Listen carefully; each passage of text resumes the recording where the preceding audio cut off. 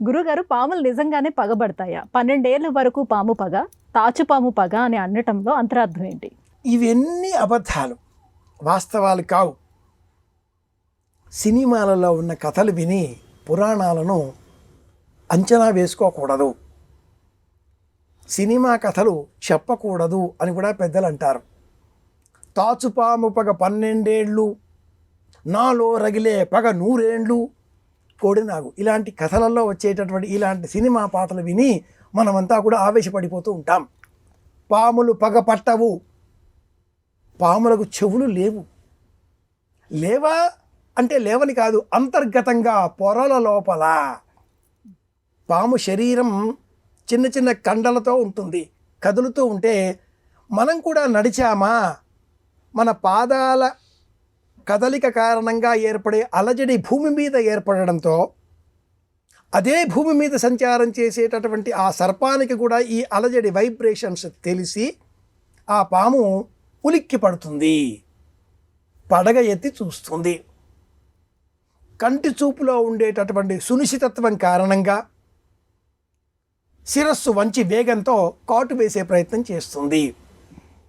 తల నుండు విషము పనికిని అరజంగా తోక నుండు వృశ్చికమునకు తలతోక అనక ఉండును, కలునకు నిలువెల్ల విషము గతరా సుమతి.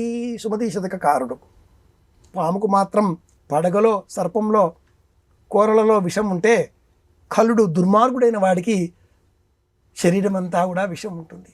తేలుకు తోకలో ఉంటుంది. వాటి మానాన వాటిని బ్రతకనివ్వాలి, తేలైనా పామైనా.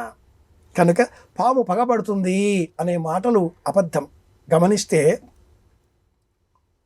త్రాచుపాము ఈ ఒక్కటి మాత్రమే ప్రపంచంలో అత్యంత ప్రమాదకరమైన విషాన్ని కలిగి ఉంటుంది. ఆనకొండ అని చెప్పేటటువంటి పాము 5 మీటర్ల పొడవున 18 అడుగుల పొడవుతో అది పొడవైన పాము. ఇవేవి కూడా ప్రమాదకరాలు కావు. మన మనసులో పాము అంటే ఒక భయం ఏర్పడిపోయింది. ప్రపంచవ్యాప్తంగా అనేక దేశాలలో శరీరం క్రింది భాగం పాము వలె, పై భాగం శిరస్సు మనుషుల వలె ఉండే బొమ్మలను మనం చూస్తూ ఉంటాం.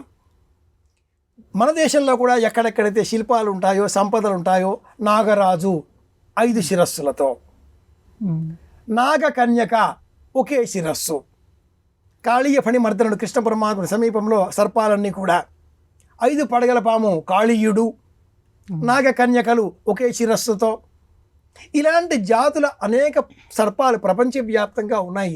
2 పడగల పాము, 2 తోకల పాము, 2 శిరస్సుల పాము, ఇవన్నీ కూడా ఆఫ్రికా ఖండాల్లో మనం చూస్తూ ఉంటాం. మన దేశానికి సంబంధించినంత మేరకు మనిషి ప్రమాదకరంగా మారుతున్నాడు. అలా మారకూడదు అని చెప్పడం కోసమే ఈ కార్తీక మాసంలో చవితి నాడు పాములను పూజించండి, అవి ఉంటేనే ప్రకృతి అంటూ బోధించాయి. ఇది విషయం.